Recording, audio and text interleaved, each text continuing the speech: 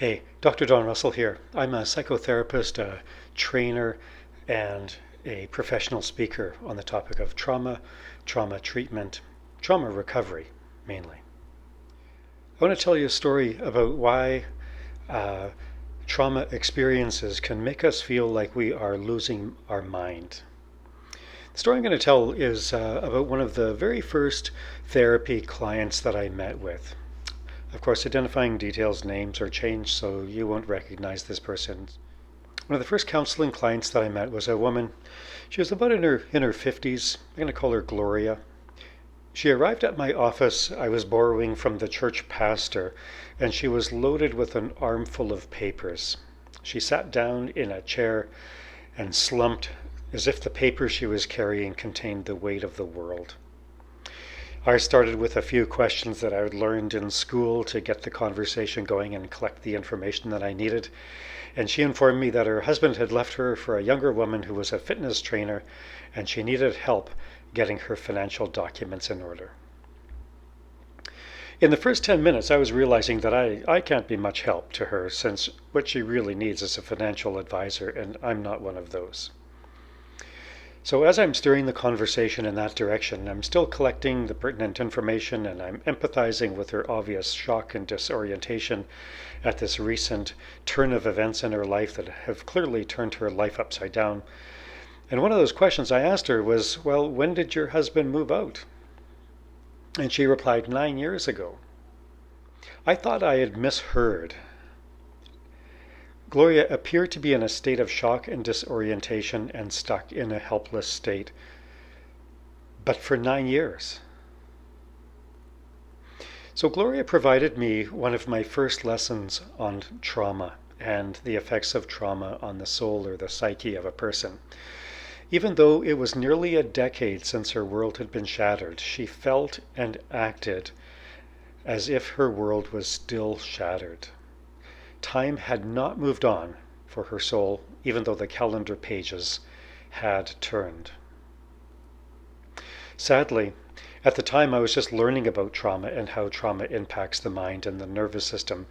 And I confess today that the most helpful thing that happened that day for her is me offering to connect her with a financial advisor.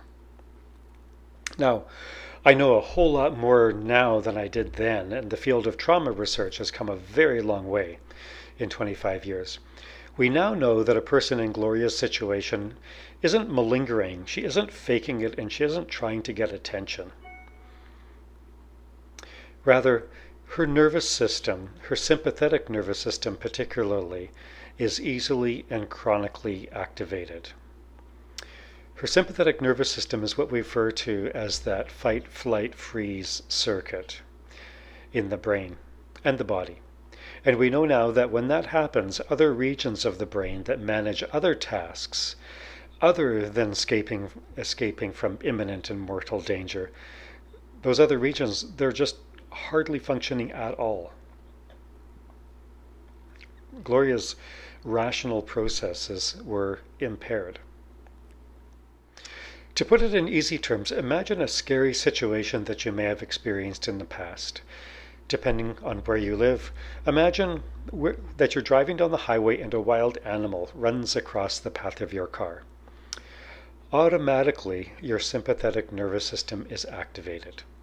And that's good, because that means your body and mind will very quickly, i.e., without apparent conscious thought, react and take evasive maneuvers.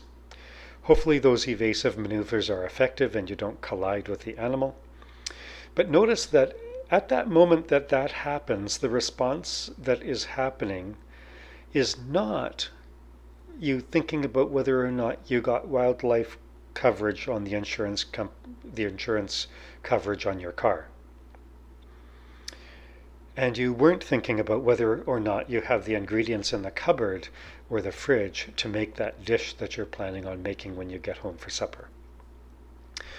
Those matters are important normally, but those matters are activities of the frontal cortex up here. And the frontal cortex is not online, or rather the limbic region, which is the emotional processing center of the brain, has hijacked the brain rendering the frontal cortex processing unavailable for the time being.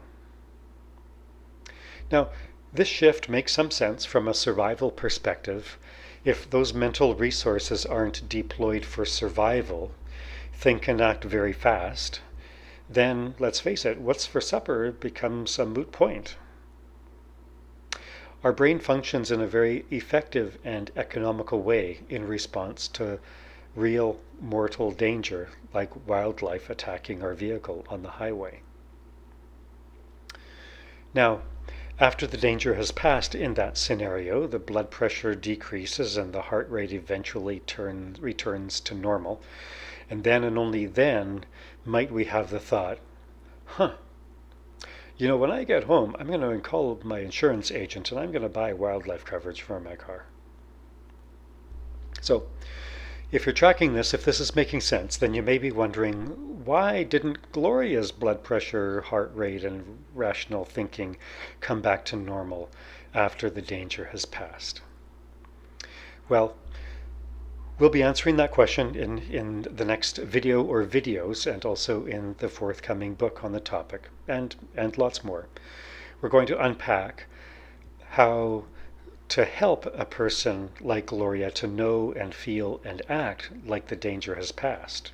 And if you're Gloria, then you probably want to stay tuned and get those tools. How can I get this trauma event to stay in the past and not intrude into my life today? Now, notice that I'm saying know and feel and act. Traumatization definitely impacts thinking processes and feeling processes. Emotions like panic and fear and that vague sense of dread. Those are the classic emotions associated with trauma. Trauma also shows up in our behaviors, which means in our body and in our nervous system. And in another installment of these videos, I'll talk about that much more. But for now, here's an analogy that will help to make lots of sense, I think.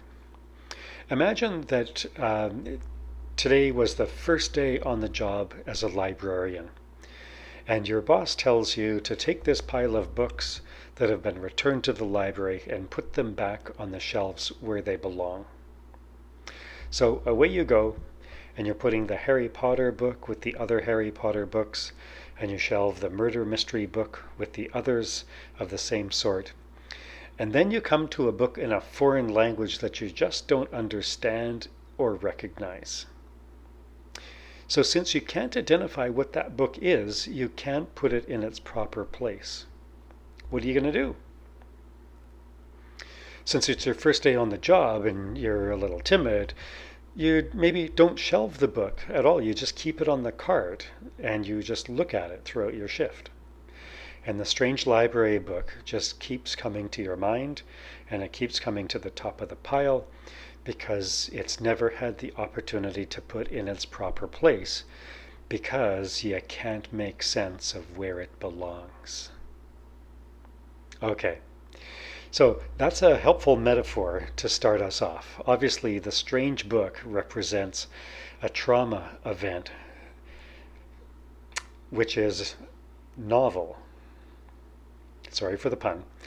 Novel in the sense that it's unlike anything that we've previously experienced, and so our mind doesn't know how to make sense of it, doesn't know how to understand it, and doesn't know where to put it away on the library shelf, which is our long-term autobiographical memory.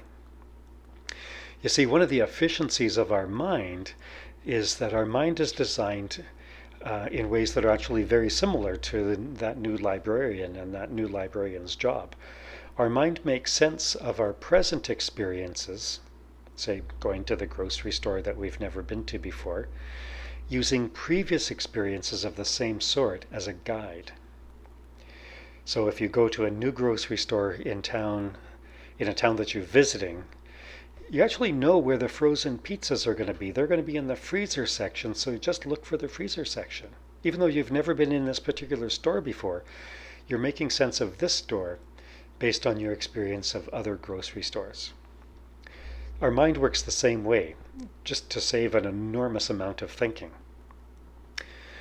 It takes a present experience and it makes sense of it based on similar kinds of experiences, and then puts it away into autobiographical memory. Oh, this goes like that.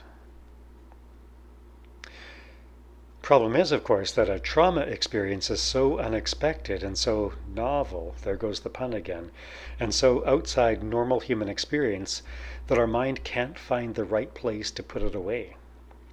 And so it remains in our mind as a fresh experience, like that book that remains on the librarian's cart. And if it remains as a fresh experience, then it's going to have all of the emotion, all of the sensory detail, the sights, the sounds, the smells, the tastes, just as if it happened today, because it stays fresh in that short-term kind of memory. We'll be talking more about how memory works later, I promise, and it will be in the book coming out.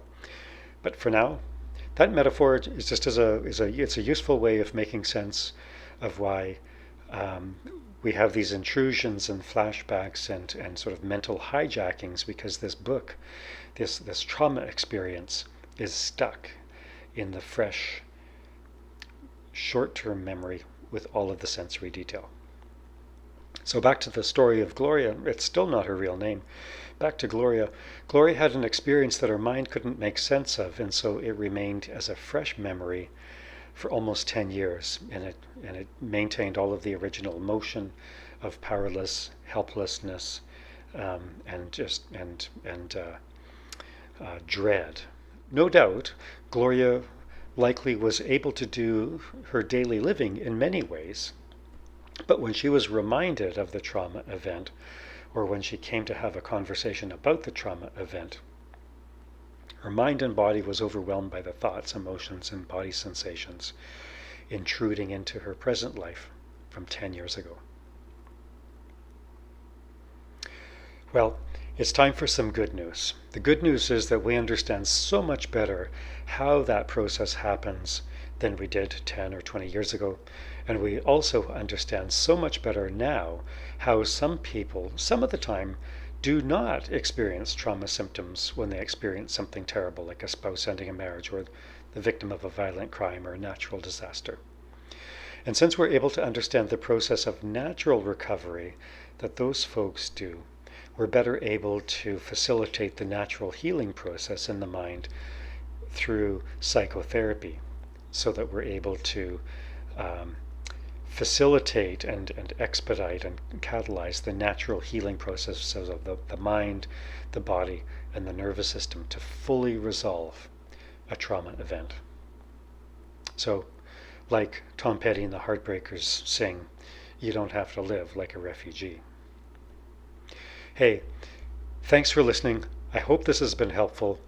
Subscribe to my YouTube videos so that you'll be notified when a new one comes out. And I would love to hear your comments, your feedback, and your questions.